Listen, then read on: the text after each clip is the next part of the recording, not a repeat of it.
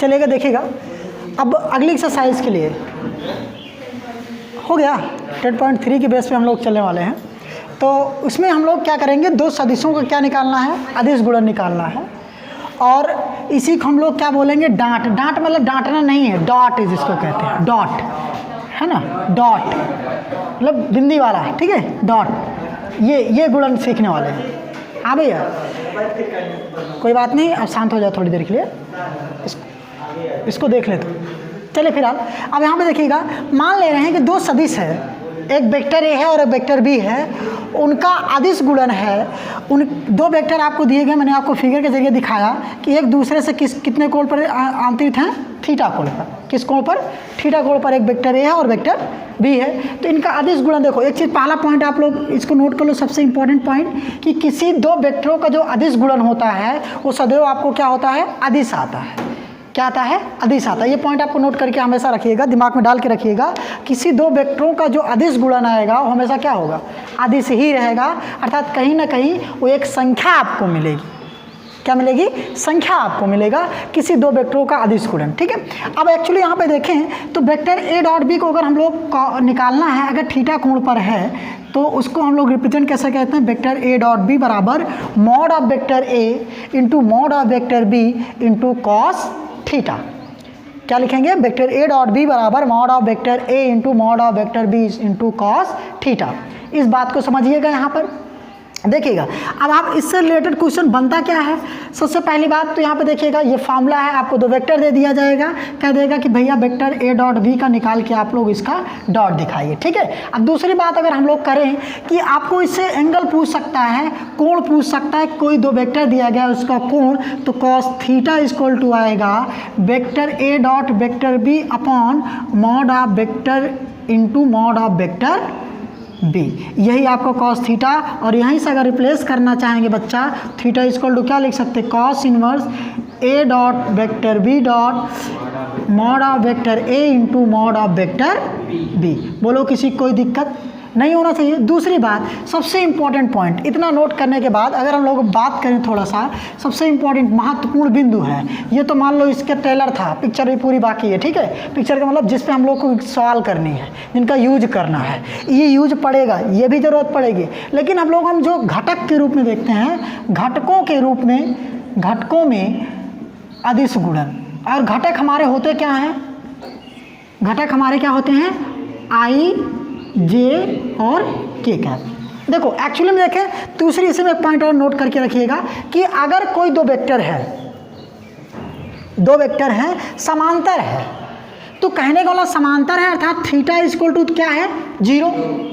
समांतर मतलब theta equal to क्या हुआ, 0। अगर उनका डॉट निकाला जाएगा मेरे प्यारे बच्चों, तो ए डॉट वेक्टर बी बराबर क्या आएगा, दिखाई दे रहा है मेरे भैया, पता नहीं दिखाई दिया, ये दिखाई दिया, ठीक है, कोई बात नहीं। अब यहाँ पे देख लेते हैं एक सेकंड के लिए, मैं इसको हटा रहा हूँ, ठीक है, कोई दिक्कत नहीं। ये बात समझिएगा कि अब आएगा वेक्टर ए डॉट वेक्टर बी बराबर mod of vector A into mod of vector B cos theta, जब समांतर होगा। क्या लिखा होना है, जब क्या होगा, दोनों वेक्टर क्या हो, समांतर हो, दोनों वेक्टर क्या हो, समांतर हो। जब समांतर होगा तो उनका ए dot B, A vector mod A और मॉड बी इंटू कॉस 0, और कॉस 0 अंश का मान कितना होता है, 1 होता है। कहने का मतलब आएगा कि उनका ए डॉट बी बराबर क्या आ जाएगा, वेक्टर मॉड ऑफ ए और मॉड ऑफ वेक्टर बी के क्या आ जाएगा, गुणनफल के बराबर आ जाएगा, ठीक है। दूसरी कंडीशन जो सबसे इंपॉर्टेंट होती है, क्वेश्चन आपको पूछता है, सिद्ध कीजिए कि दिए गए वेक्टर समकोण है, अर्थात लंब है, अर्थात तो 90 डिग्री पे बना रहे हैं। जब वो लंब कहेगा, समलंब कहेगा, एक दूसरे पर लंब कहेगा, परस्पर लंब कहेगा, ऐसे सारे आपको क्वेश्चन मिलते हैं। तो वहाँ के लिए ये दिखाना है कि उनका ए डॉट बी, अगर ए डॉट बी निकाला जाए, a dot b equal to क्या आएगा, mod of vector A into mod of vector B into cos 90, और कॉस 90 का मान क्या होता है बच्चों, 0 होता है। कहने का तात्पर्य इतना आएगा कि अगर दो वेक्टर परस्पर लंबवत हैं तो उनका ए डॉट बी इक्वल टू क्या आएगा, 0 आएगा। ये कंडीशन आपको समझ के रखनी है। इतना शायद आप लोग नोट कर चुके हो, नहीं नोट किया हो तो नोट कर लीजिएगा वीडियो को पॉज करके, ठीक है, क्योंकि आप लोग के लिए नहीं है, आप लोग तो वैसे ही पढ़ रहे हो।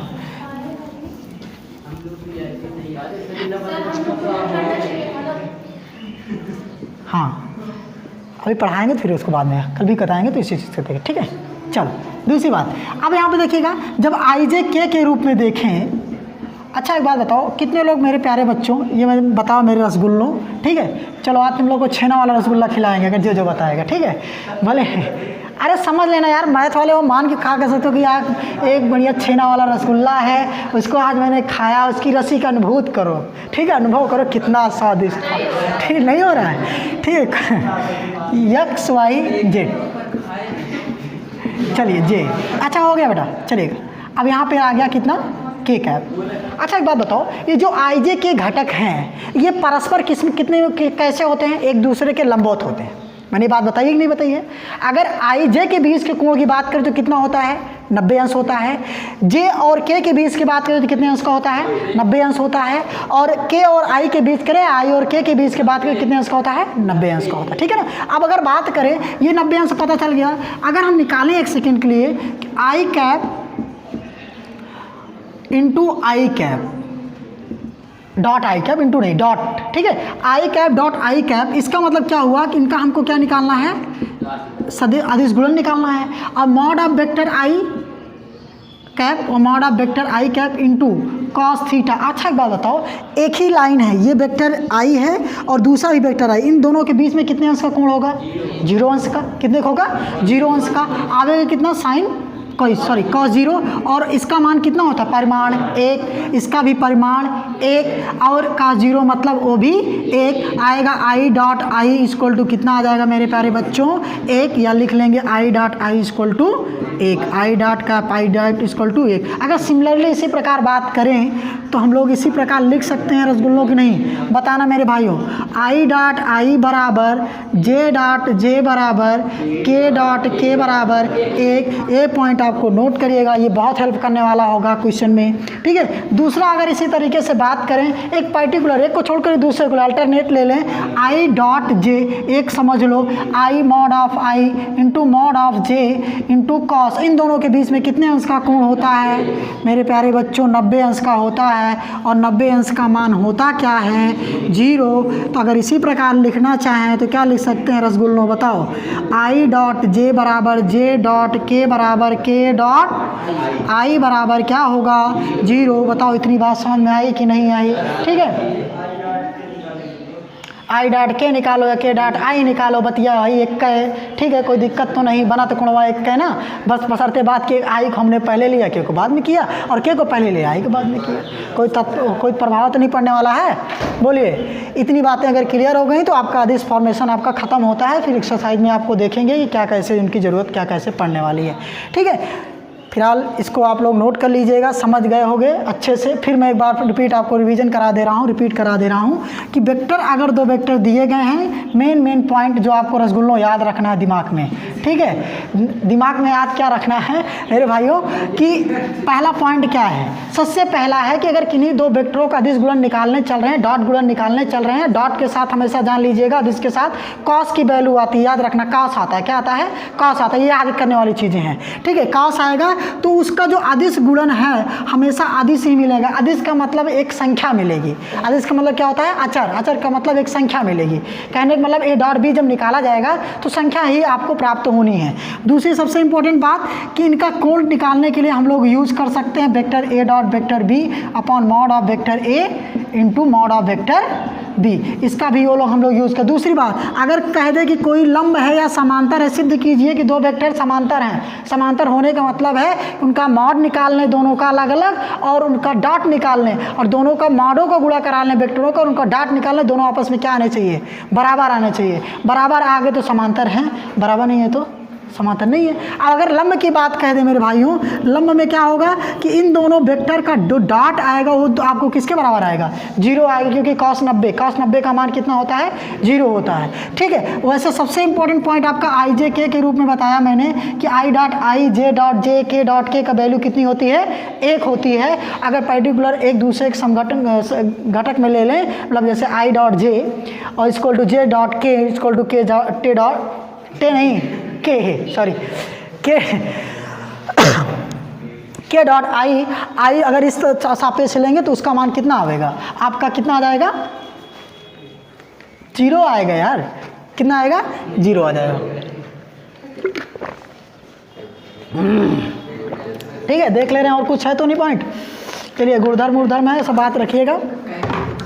दूसरी बात, एक थोड़ी सी छोटी सी प्रॉपर्टी जान लीजिएगा कि अगर जैसे वेक्टर ए डॉट वेक्टर बी है तो vector b dot vector a भी हो सकता है। ये दोनों आपस में क्या हो सकते हैं, बराबर ही होंगे। क्यों? क्योंकि देखो अगर वेक्टर ए डॉट बी निकालें, vector mod of A into mod of vector B into cos theta, angle तो चाहे बी से ए कहे ए से बी कहे, बात क्या होगी, बराबर होगी। अब इसको हम थोड़ा सा पहले लिख लें और इसको कह दें चल भाई तुम पीछे हो जाओ, तो लिख दीजिए इधर। अब इसको क्या लिख सकते हैं, वेक्टर ए डॉट वेक्टर बी, बात वही है। ठीक है ना, बात समझ गए होगे कि नहीं समझे होगे। ठीक, तो यहाँ से कहने का मतलब आया कि मॉड मतलब संख्या है, संख्या के चाहे 2 गुणे 3 लिखे, 3 गुणे 2 लिखे, है ना, तो आएगा क्या आपका बराबर ही तो आएगा। चलिए फिलहाल इतना नोट करिएगा आप लोग और नोट कर लीजिएगा, धन्यवाद। चलिए दूसरी पॉइंट यहाँ पे देखिएगा, मान ले रहे हैं कि किसी वेक्टर को, 2 वेक्टर को हल कैसे करेंगे। समझ लो इस बात को भाई, ये बहुत इंपॉर्टेंट है। ठीक है, क्या हुआ, ताली क्यों बज रही है, वेक्टर चल रहा है, चल रहा है। वेक्टर ए बराबर A1 आई कैप प्लस A2 जे कैप प्लस A3 के कैप, और वेक्टर ए बात नहीं, वेक्टर बी बराबर B1 आई कैप प्लस B2 जे कैप प्लस B2 B3 के कैप। अगर इनका डाट निकालना है तो कैसे निकालेंगे, चलो ऐसे आराम से देखते हैं, बहुत आराम से देखेंगे मेरे भाइयों। A1 आई कैप प्लस A2 जे कैप प्लस A3 के कैप डॉट B1 आई कैप प्लस B2 जे कैप प्लस B3 के कैप। अब देखो एक बात ध्यान समझना, एक लाइन में लिखूंगा, आगे नहीं लिखने वाला हूँ, बात समझना। डाट कराने का मतलब गुणा कराना। देख लो A1 इंटू B1 आई डॉट आई, A1 इंटू B1 आई डॉट आई प्लस ऐसे A1 into A2 I dot J plus A1 into B3 I dot के। अच्छा एक बात बताओ मेरे भाइयों, अभी हमने पढ़ा जाना कि आई डॉट आई का मान कितना होता है, 1 होता है कि नहीं होता है, लेकिन आई डॉट जे का मान कितना होता है, 0। जे डॉट जे का मान कितना होता है, 0, और 0 के साथ किसी को लगा दो, वो बन गया क्या, हीरो, नहीं वो भी 0, है ना भैया। 0 के साथ किसी का मल्टीप्लाई, वो भी 0। कहने का मतलब केवल हमारा यही टर्म साथ देने वाला है, जो पहले के आई के साथ गुणा हो गया, उसका बाकी सब होते हैं लेकिन वो सब क्या हो जाते हैं, 0 हो जाते हैं। उन सबको हम ध्यान नहीं देंगे, लिखेंगे नहीं, हम ऐसे हटा देंगे। लो कैसे हटाए ना, बात समझ आ गई नहीं आ गई। हम केवल आई और आई के गुणांक को ध्यान देंगे, फिर ऐसे A2 B2 J dot J का बाकी औरों को साथ भी होगा, लेकिन वो सब क्या दे देगा, 0 दे देगा। ऐसे A3 इंटू B3 के क्रॉस के डॉट के, ये भी आपका, और इसका मान 1, तो A1 B1 plus A2 B2 plus A3 B3। बात समझ गए होगे ना कि अगर 2 वेक्टरों का हमको डाट लेना है तो उनके संगत घटकों के गुणांकों का योग संगत घटकों के गुणांकों के गुणनफल का क्या होगा, योग होगा। बात मेरी फिर समझना, कितना इसमें गुणांक घटक लगा दिए, यही बात दिसर कर गया। ठीक है, कहने का ध्यान समझना, संगत का मतलब आई के साथ, गुणांक मतलब A1 B1 के साथ, गुणा मतलब गुणनफल मतलब A1 B1 का गुणा, योगफल मतलब A1 B1 और दूसरे वाले से का A2 B2। ठीक है, बहुत मज़ा आ रही है चलो अब यहाँ से आ जाएगा A1 B1 बराबर, भैया नोट कर लो यार, आज तुम लोग सही बता रहे हैं, बहुत बुलवाए हो।